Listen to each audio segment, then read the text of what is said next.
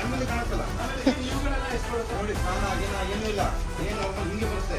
ಕೆಲವರು ಬರ್ತಾರೆ ಹಸುಗಳು ಮೆಚ್ಚೆ ಬರಕ್ಕೆ ಹೇಳ್ತಾರೆ, ಸ್ನಾನ ಮಾಡ್ತೀವಿ, ವಾಶ್ ಮಾಡ್ತೀವಿ, ಅದು ಮಾಡ್ತೀವಿ.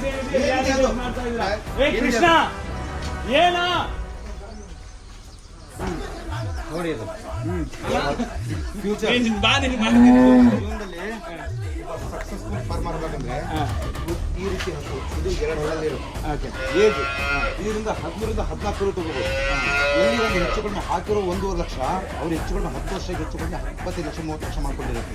ಬಟ್ ಇದನ್ನು ಏನು ಮಾಡಬೇಕು ಅನ್ನೋ ನಾಲೆಜ್ ಬೇಕು, ಅವಾಗ ಮಾತ್ರ ಸಕ್ಸಸ್ ಆಗ್ತಾರೆ. ಹೊರತು ಕಾಟಾಚಾರಕ್ಕೆ ಮಾಡಿದ್ರೆ ಯಾರೂ ಸಕ್ಸಸ್ ಆಗಲ್ಲ. ಜೀವನದಲ್ಲಿ ಕರೆಕ್ಟಾಗಿ ಮಾಡಿದ್ರೆ ಕೋಟ್ಯಾಧಿಪತಿ ಆಗ್ಬಿಡ್ತಾರೆ, ಇಲ್ಲ ಇರೋದು ಕಳ್ಕೊಂಡ್ಬಿಡ್ತಾರೆ.